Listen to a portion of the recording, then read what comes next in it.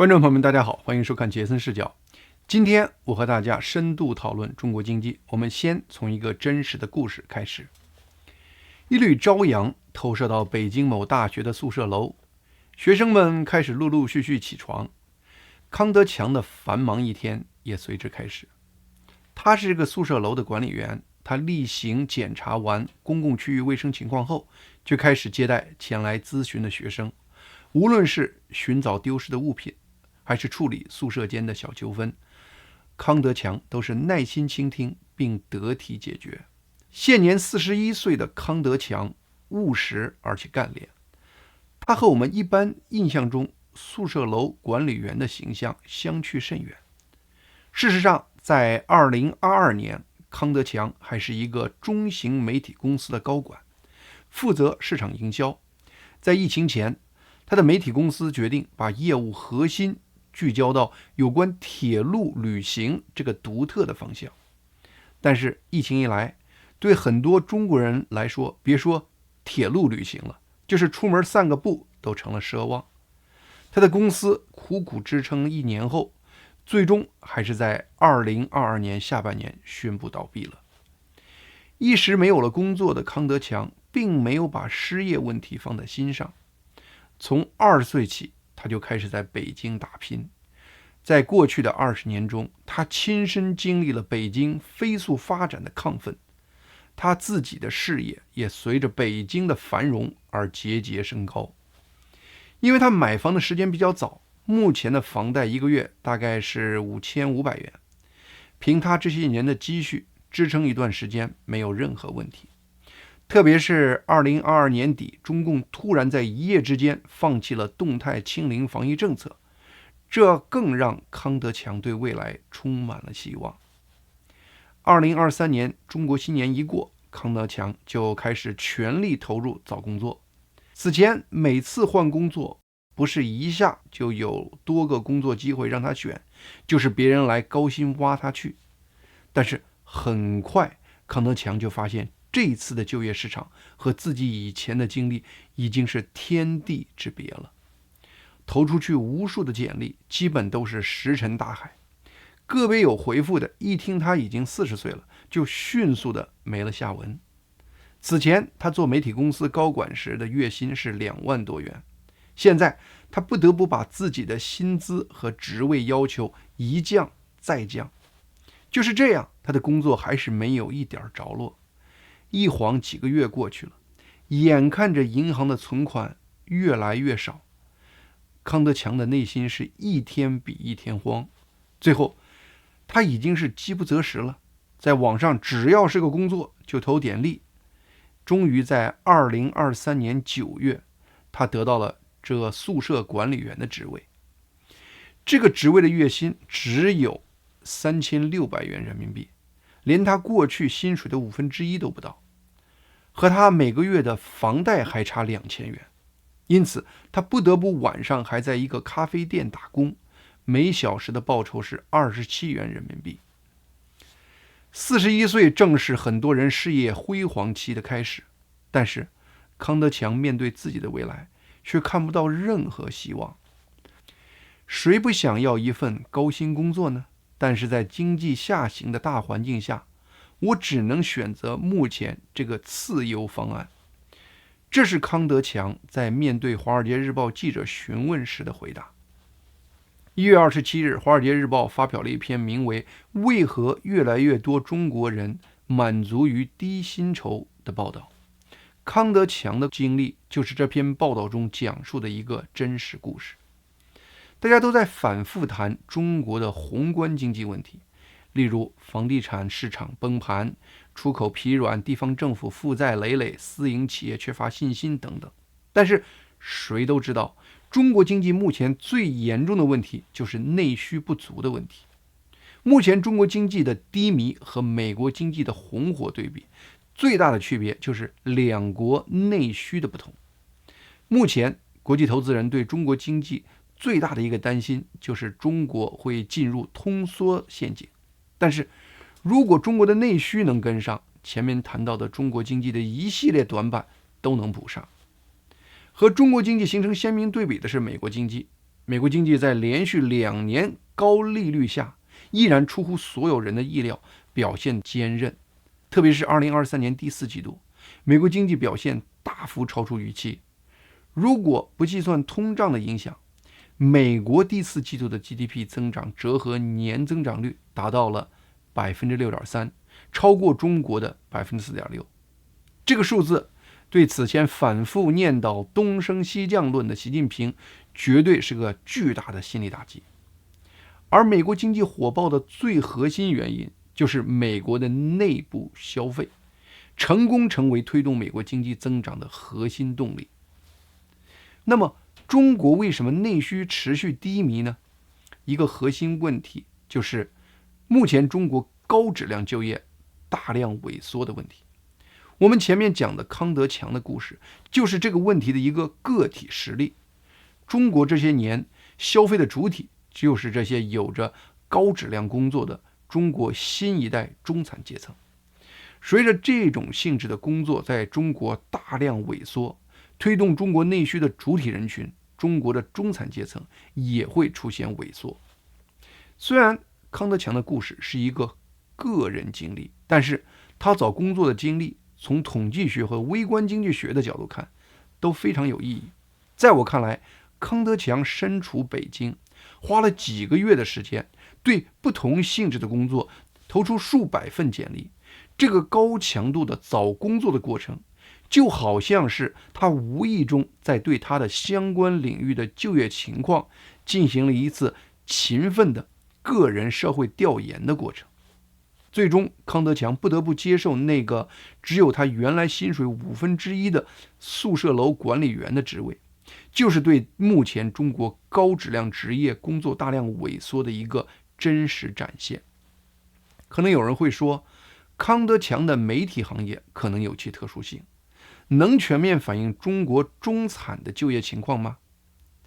李克强在2020年的两会上说过，至少有6亿中国人月收入不过1000元人民币，折合150美元。中国真正有消费能力的中产阶层，最多不超过1亿人。绝对不是李强最近在达沃斯上信口雌黄说的什么现在4亿人，未来会有8亿人。而中国的中产阶层的一个主要组成部分是中共的党政机关、国企以及事业单位的管理和工作人员。在过去1-2年中，有大量的中国教师和公务员在中国社交媒体上抱怨薪资发放延迟和福利缩水。我在上面提到的《华尔街日报》的那篇报道中，还特意提到了另一个叫李哲的人的故事。李哲目前是海口一所大学的讲师，疫情前他是北京的一个软件工程师，但是他之前的公司因为受中共清零防疫政策的重创而开始裁员。虽然还没有裁到李哲，但是他未雨绸缪，为了寻求一个更稳定的职业而接受了这个海南这所大学的讲师职位。这个职位的工资和他做程序员的收入相差甚远。当时这所大学向李哲承诺，他会有固定的奖金收入，如果加上奖金，他在大学的整体收入就只比他做程序员的收入少1/4了。但是让李哲没有想到的是，在疫情之后，海南省政府的预算是越来越紧张，结果他所在大学已经拖欠他6个月的奖金没发了。因为奖金从一开始就是他接受这份工作的重要原因，是他设想中目前薪资的主要部分。现在这块突然就没了，李哲就不得不立刻开始进行消费降级，不但不得不搬到一个更便宜的租赁房，而且开始在所有的消费方面进行削减，包括食物、衣物、住宿和交通等等。根据被中共审查通过的中国智联招聘公布的数据，中国38个主要城市的企事业单位2023年平均薪资同比下降了 1.3%。其实康德强和李哲这样的人还是中国社会中的幸运儿，他们还有工作，是从中共的失业数据上根本无法看到的那个人群。目前美国的官方失业率是 3.7%。作为对比，中共公布的2023年12月的中国失业率是 5.1%。这个数字虽然比美国差一些，但是按国际常规概念，好像看上去也不算太糟糕。中共数据最大的问题就是，他们都被加入了中共特色，表面上和西方经济数据的名称是一样的，都是失业率，但中共数据的实质内涵却和国际常规概念相差甚远。首先，在中共的失业率中，只统计城市居民。中国经济的最大特点之一是，中国有3亿农民工，这个数量占中国劳动力总量的 40%。但是，这个庞大的人群却根本不计入中共的失业统计。这个庞大的中国就业人群，在中国经济繁荣时涌入城市，把中国塑造成世界工厂。但是，他们没有任何保障的工作性质，注定了他们是受经济低迷冲击最大的人群。现在，无论是他们在临时工市场，还是被困在农村老家，他们都对中共的就业数据零影响。有人会说，虽然中国农民工不算在中共的失业率统计中，但是中共也是有中国农民工的统计数据的呀。是，中共统计局最近公布2023年中国农民工的平均收入同比增长了 3.6%。但没人知道中共的统计局是怎么得到这个和现实格格不入的数据的。2023年夏天，斯坦福大学高级研究员 Scott Rozelle 搞了一个调研项目，他随机抽样大约中国的40个村庄，对其中的数百名农民工进行了一个社会调查。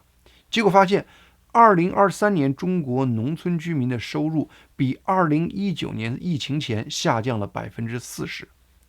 许多人都表示，他们现在一个月能找到活的工作天数比以前少了很多。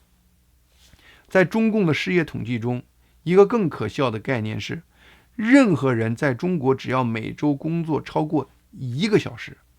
这个人在中共的统计中都算是完全就业了。因为中共的统计中根本没有不完全就业这个概念，只有失业和完全就业这2个状态。也就是一个送外卖的，平均只要一周能送3单货，这个人就算完全就业了。我不知道中国有多少工作是一周干1个小时就能赚足这个人一周的饭钱的。也就是说，一个在中共的统计数据中显示是完全就业的人，可能会饿死街头。2021年，李克强当时还在掌管国务院，当时他对习近平的动态清零防疫政策是有意见的，但他不敢直接反对。他能做的一些小动作就是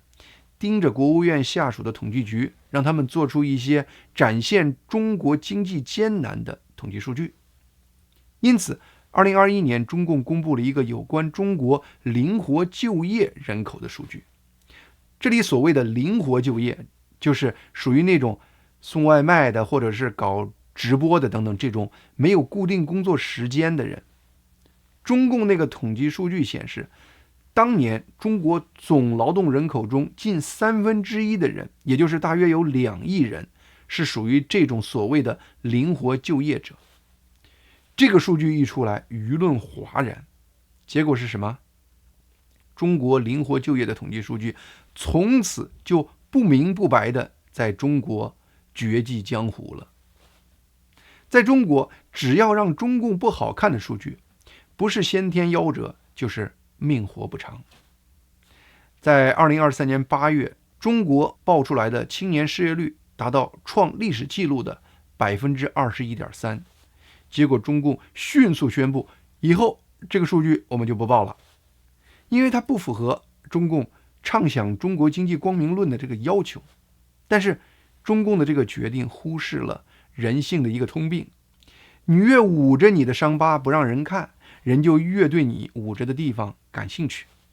从此国际媒体一提到中国经济，都会提一句：在中国青年失业率创历史新高后，中国于2023年8月停止了公布青年失业率的数据。这个常规媒体说法真的让中共感到很尴尬。于是1月17日，中共统计局突然公布了2023年12月的青年失业率，说是 14.9%， 并说新的数据是用了改进的青年失业率算法，新算法不包括中国目前6200万16至24岁的在校学生。中共统计局没有提供他们新算法的任何细节，但是中共统计局的这个说法让较真儿的国际专家顿时感觉一头雾水，因为国际专家以前就以为中共老的算法已经排除了在校学生。在停止公布老算法结果前，在2023年6月，中共统计局曾经说过，中国16至26岁年龄段的人口总数是9600万人，他们公布的青年失业率只是针对其中正在工作或正在找工作的3300万人，剩下的6300万人不在老的青年失业率算法考虑范围，而6600万人这个数字正好符合当时中国在校学生人数。既然老的和新的算法都把在校学生排除在外了，那么为什么在短短3个月的时间里，新的算法统计出来的结果就比老算法结果要失业率低出巨大的 6.5% 呢？中共这次公布新青年失业率数据的另一个奇怪之处是，按照国际惯例，如果统计机构改变了统计算法，他们应该按照新算法重新计算过去的青年失业率，只有这样人们才可能理解新结果表示中国的青年失业率的变化趋势。现在中共统计局只孤零零地公布了12月这1个月的新数据，让人根本无法搞清中国的青年失业率是变好了呢，还是变差了。对这样的数据，国际专家只好举手投降，放弃分析和解释。在我看来，这也许正是中共想达到的效果。中共央视主持人白岩松最近说了一句：中国老百姓有钱但不敢花也不愿花，被中国网民骂上了中国热搜榜。我理解那些骂白岩松站着说话不腰疼的中国网民，可能要么是工作没着落的年轻人，要么是如我们前面提到的康德强或李哲这样被生活压迫不得不消费降级的曾经的中产阶层。但是我也可以猜到，白岩松说出这样的话，可能是基于中共公布的不断提高的银行储蓄总额，但是他忽略了一个简单的中国现实，在不断恶化的贫富分化下，一方面储蓄总额在增加，另一方面大量人出现失业或收入陡然下降，这两种现象是可能同时出现的，因为极少数暴富人的超高收入就足以让储蓄总量增加。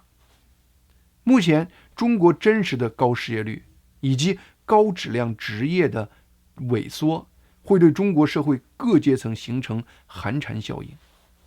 人生活在社会中，会不由自主地被社会的大氛围左右着认知和行为。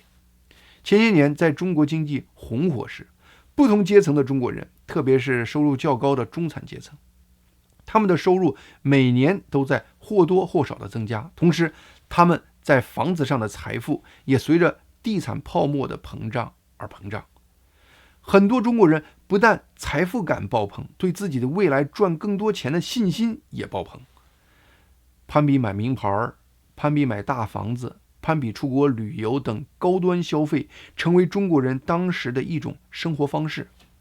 这种心态对中国人的消费增加产生了一种正反馈的刺激和推动作用。现在中国消费领域出现的问题和历史上的那个正反馈机制正好相反。看到亲朋好友失去工作后的艰难，很多人会不由自主地也感觉自己的失业危机。康德强和李哲这样从前的中产阶层，他们的消费降级也会在他们的朋友圈中产生连锁效应。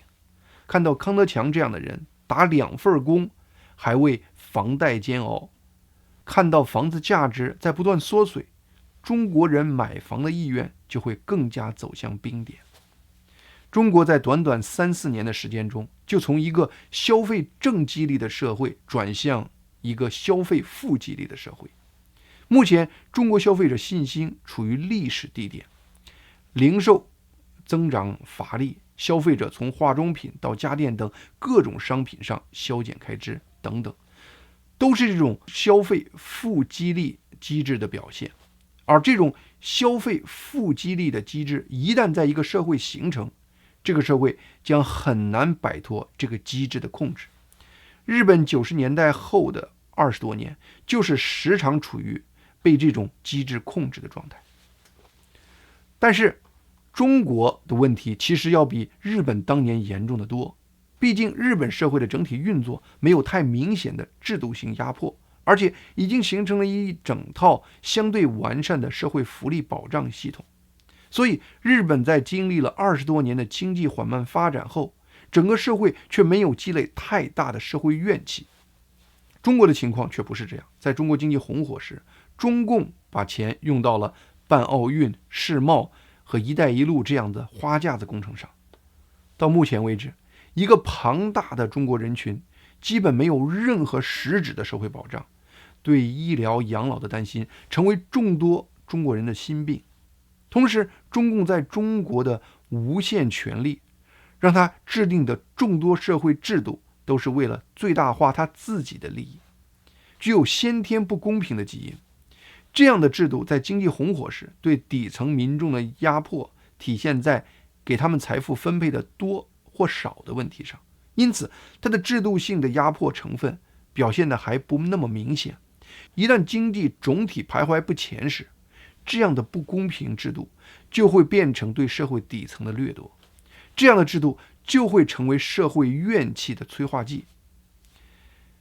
据非营利机构 China Labor Bulletin 的数据，2023年中国全国发生了超过1700起工人罢工事件，主要是抗议拖欠工资、裁员和工厂关闭补偿等问题。这个数字是2022年的2倍多。习近平从上任之初就开始着手废除中共过去搞了30多年的政治局常委集体负责制，但是现在他大权独揽，中共政局常委已经成为为他服务的摆设。在习近平为自己成为中国的新皇帝而得意时，他可能根本没有那个智慧意识到他把中共现在和历史积累的一切罪恶也集中到了他的一身，让他成为中国社会不断积累的怨气的聚焦点。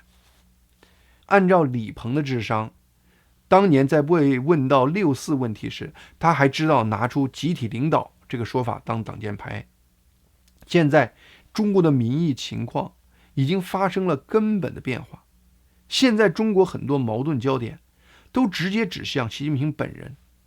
中国现在的社会怨气已经在以前单纯的中国人和中共之间的矛盾以外，又增加了中国人和习近平之间的矛盾，更有中共权力体系内各层官员和习近平之间的矛盾。在像江泽民这样的中共权贵以及他们的家人通过各种手段挣得盆满钵满之后，现在的整个中国社会的怨气却都集中到了习近平那里。这又能怪谁呢？谁让习近平拼命的要一个人代表整个中共呢？然后拼命为中共续命呢？引用一个高人的说法，习近平就真的傻到了这种程度，人家把驴偷走了，他却在那儿拼命的去拔那个拴驴的橛子，结果最后人家把什么账都算到他头上了。中国和香港股市今年开局全球最惨淡。我在上期节目就对中国经济面对的2个灰犀牛做了深入分析。在过去1周，中共突然连续发布一连串的消息和政策，来强力刺激中国的股市，其中包括下调银行的存款准备金，一次性就释放了人民币1万亿，可以用来发放新贷款；